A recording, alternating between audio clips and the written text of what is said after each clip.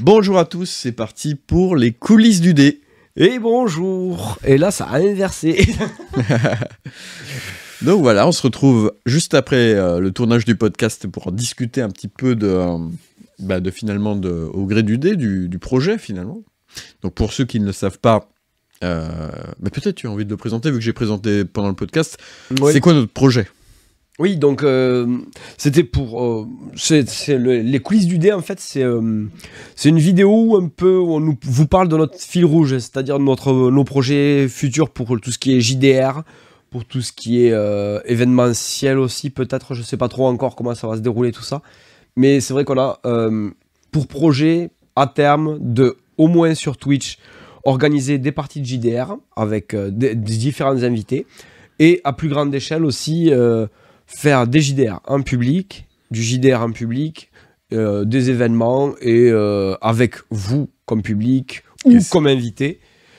Et voilà. Bah ouais, ce serait vraiment cool. C'est vraiment notre goal. Ce serait le goal ultime de faire quelque chose d'un peu de quali et d'IRL en fait.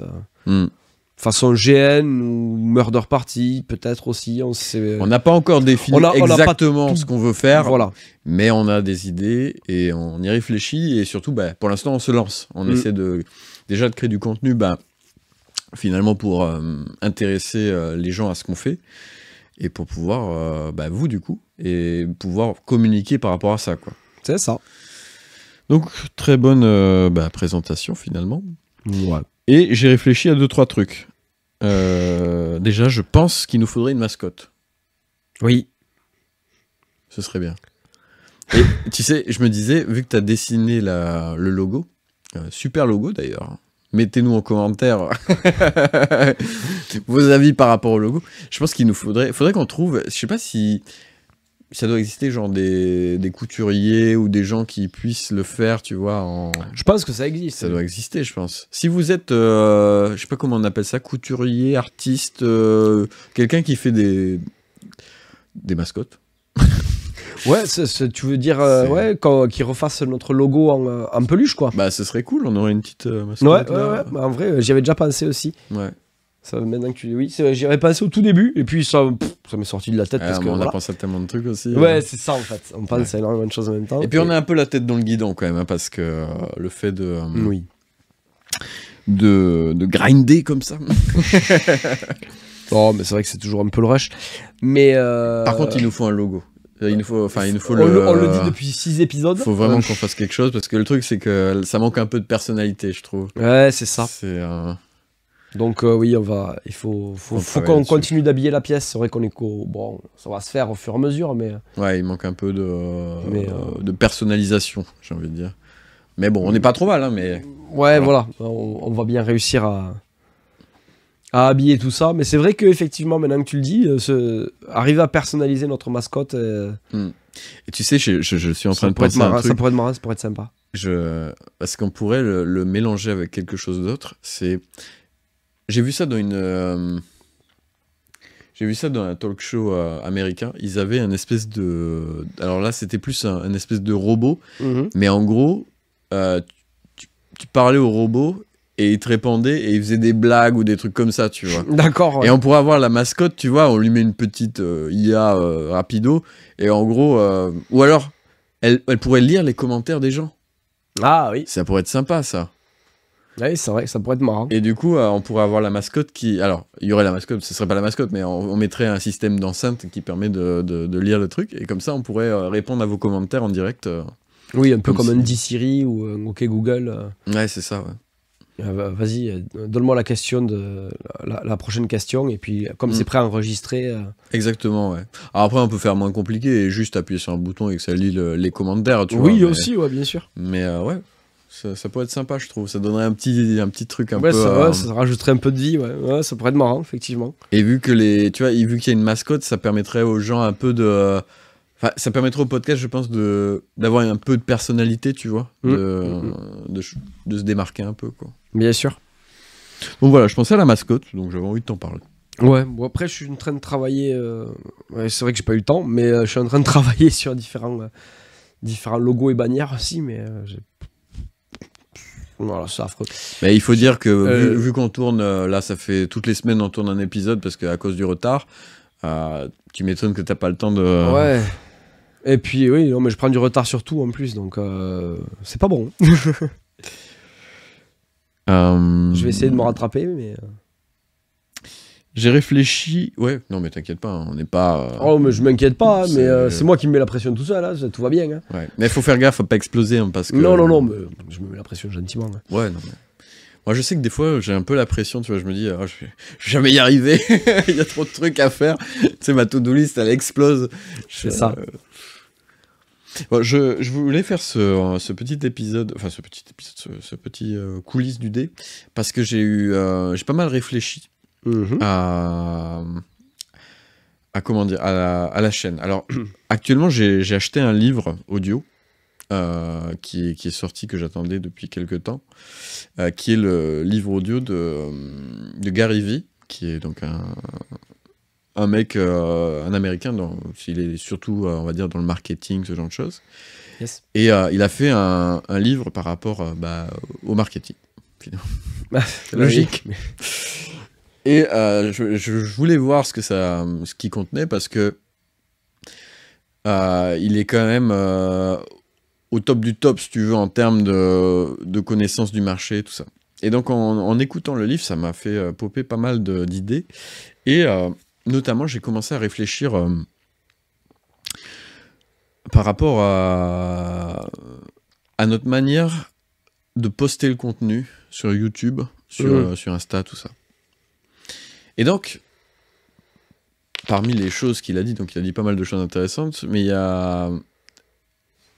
a une chose qu'il a dit, c'est et c'est ce qu'on fait un petit peu, hein, quand même, hein, c'est-à-dire de focus sur une niche, mais de manière extrêmement précise, tu vois. Oui. Et on en a fait l'expérience malgré nous, finalement. C'est à cause de moi, c'est à cause de tu sais, du nouvel épisode qu'on a sorti, enfin de l'extrait. De l'extrait, ouais. Qui n'a pas fait énormément de vues. Et, enfin, on n'en fait pas non plus énormément, mais qui en a fait moins que d'habitude. Ouais, oui, qui est vraiment en dessous. Faut rester toute proportion gardée, hein, tu vois ce que je veux dire. Oui, non, mais bien sûr. Et j'ai pas mal réfléchi à ce problème. Et en mélangeant donc ce qu'il disait dans le livre et des recherches que j'ai faites, j'ai essayé de comprendre comment fonctionnait l'algo de YouTube. Oui. J'ai un peu enquêté et tout. Et je voulais le partager, et le partager avec vous aussi, ça peut vous intéresser. Oui, parce que c'est des aspects techniques qui peuvent vous intéresser aussi, si jamais vous faites du contenu également. Exactement, si vous avez un projet. De toute façon, le marketing, c'est ultra important. Dans un projet, peu importe ce que tu fais, que ce soit artistique ou pas, hein, t'as besoin de pouvoir en partager, c'est ce qu'on fait ici. T'as besoin de pouvoir le partager, de pouvoir montrer ce que tu fais. Parce que sinon, ça meurt, quoi. Ouais. Et donc, je regardais par rapport à l'algo de YouTube. De ce que j'ai compris, il faut revenir à la base. En fait, c'est simple à comprendre, mais il faut le comprendre. YouTube, son objectif, c'est que tu restes sur la plateforme. Ouais. Parce que, fatalement... c'est leur revenu à eux qui en découle. Exactement. Et donc, pour faire ça, ils veulent proposer le meilleur contenu aux gens. Oui. C'est logique. Donc, quand ils font ça, ce qu'ils font, en fait, c'est que ils regardent, en fonction de tes navigations, en fait, ils regardent c'est quoi tes centres d'intérêt. Oui. Et donc, il y a beaucoup donc, je vais peut-être arrêter. Oui. Donc, ils regardent tes centres d'intérêt. Et ce qui se passe, c'est que ils ont une problématique. C'est que leur objectif, c'est de te proposer le meilleur contenu. Et donc, ce qu'ils vont faire, c'est qu'ils vont te proposer... Je vais arrêter je suis désolé pour les dents. Ils vont te proposer le contenu qui peut te plaire le plus. Donc, pour faire ça, ce qu'ils font, c'est que la plupart du temps, les gros contenus, c'est ce qui pop sur ta page YouTube, sur ton feed. Oui, c'est ça. Ouais. C'est parce que c'est ce qui va te... C'est le plus susceptible de te plaire. Ouais. Le truc, c'est qu'ils ont un souci, c'est que autant c'est ultra intéressant pour eux d'afficher du contenu de gens qui sont déjà connus, parce que justement ils ont déjà on va dire l'assurance que le contenu fonctionne sur toi, enfin que tu as un intérêt à regarder ce qu'ils font. Tout à fait. Ils prennent pas trop de risques, et donc ils se disent que tu vas rester sur la vidéo, tu vas rester sur leur plateforme. Mais ils ont une autre problématique, c'est...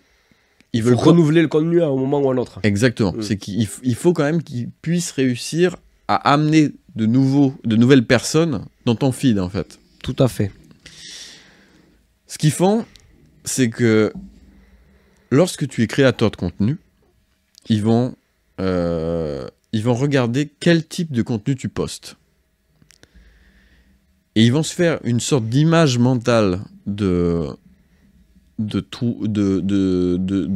type de personne qui pourrait être intéressée par ce que tu postes. Oui. Mais sur toute ta chaîne.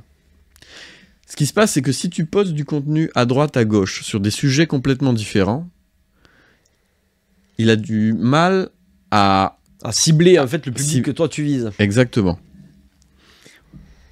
Et ce qui se passe, c'est que en tant que jeune créateur de contenu, il faut absolument focus sur une niche parce que, je vais t'expliquer où je veux en venir.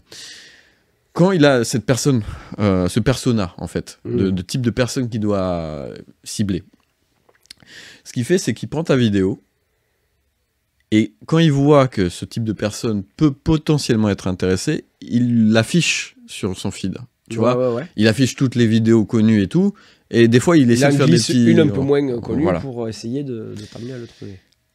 Le truc, c'est que si la personne voit la miniature et ne clique pas, en fait, c'est que, selon lui, ton contenu n'est pas bon, n'est pas intéressant, du coup. D'accord. Et donc... Il n'est pas pertinent, en fait. Il n'est pas pertinent pour la personne. Mais. Ce qui fait que, si tu as fait une vidéo... Nous, on fait surtout des vidéos sur le jeu de rôle. Tout à fait. Si on commence, et c'est ce que j'ai fait avec la dernière vidéo, c'est que j'ai pris un extrait d'un moment où on parle d'un concert, qui est le concert...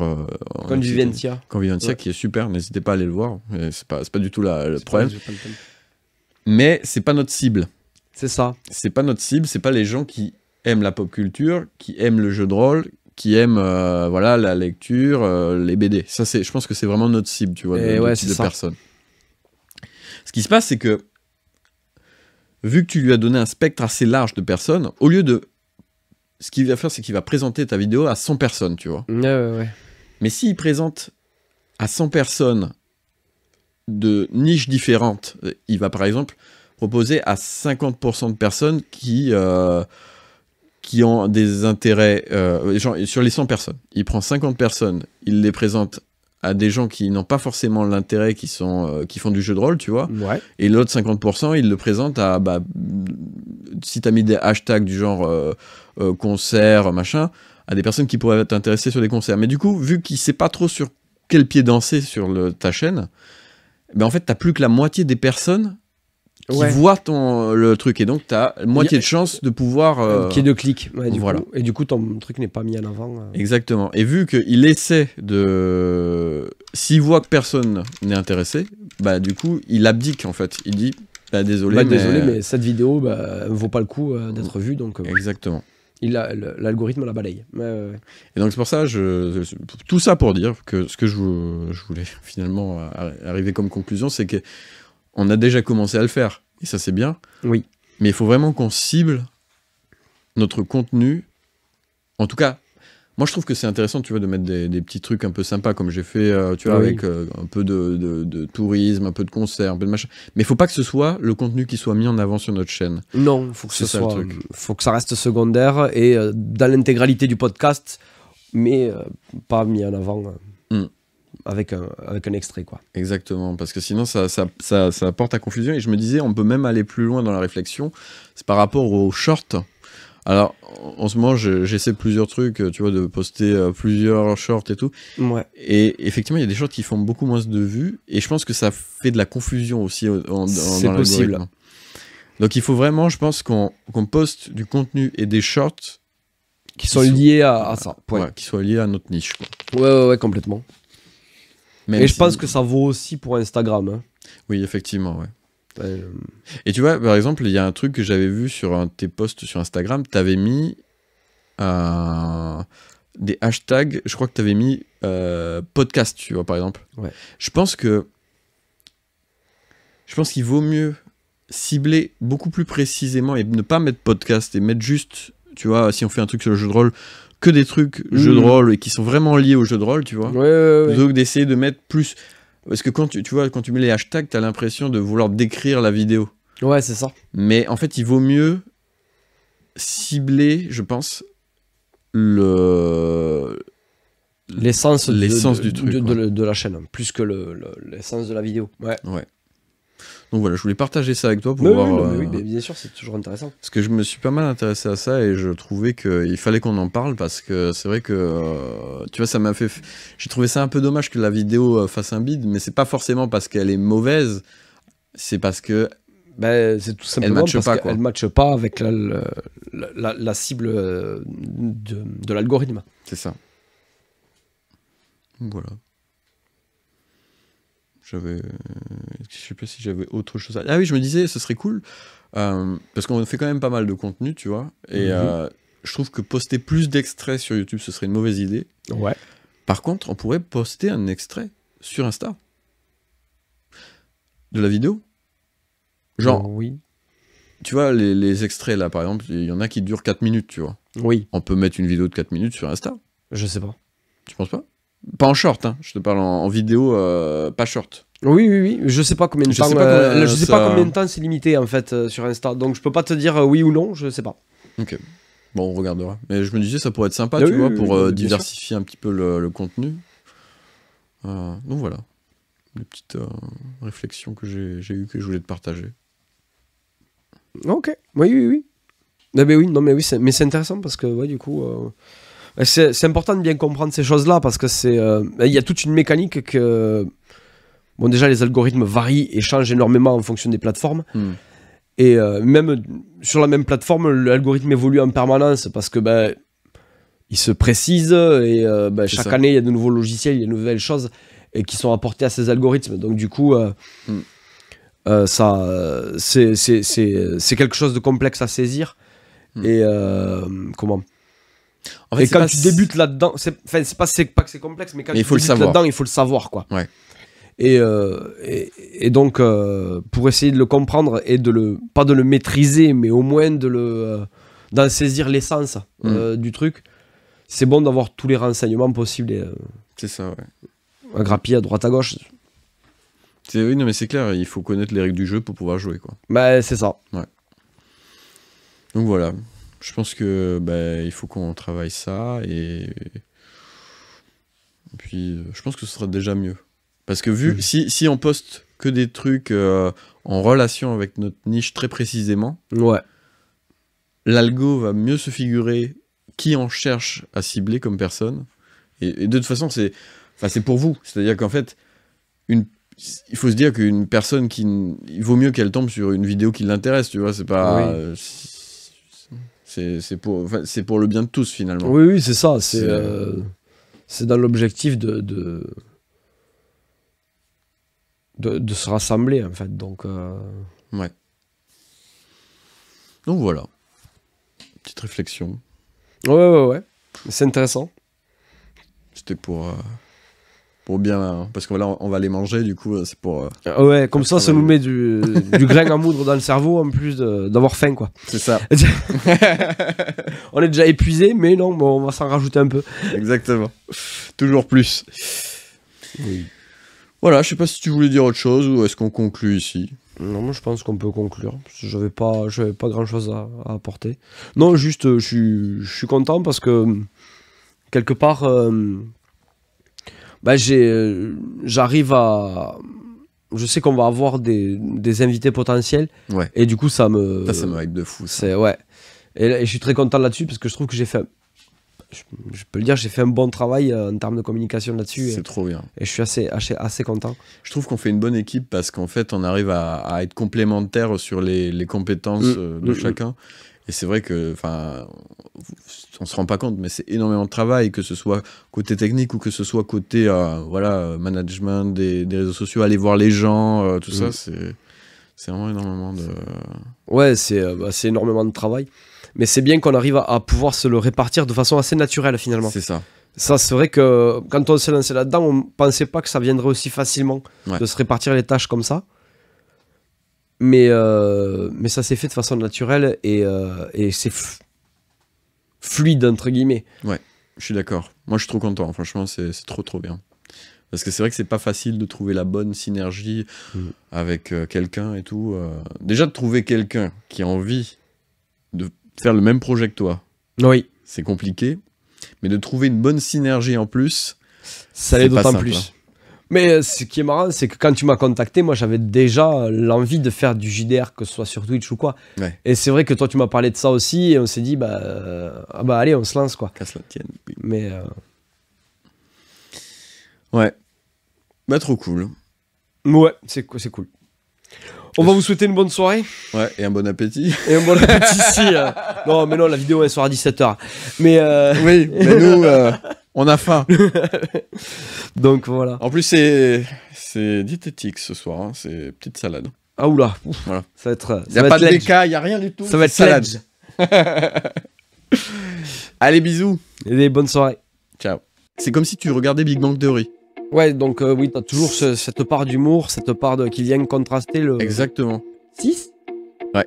600 647 €. C'est un peu comme les guerriers Maasai aussi, enfin, il y a cet aspect guerrier, il y a cet aspect magie, il y a cet aspect vraiment mystérieux. Et ce qui le rend exceptionnel, c'est qu'il y a en fait une terre rouge. C'est un univers qui est très très classe en fait. Enfin, je sais pas, moi toute cette époque, ces costumes, ces machins, je trouve ça toujours très très beau. Mais voilà, on aime les rôlistes nudistes aussi, hein, c'est pas...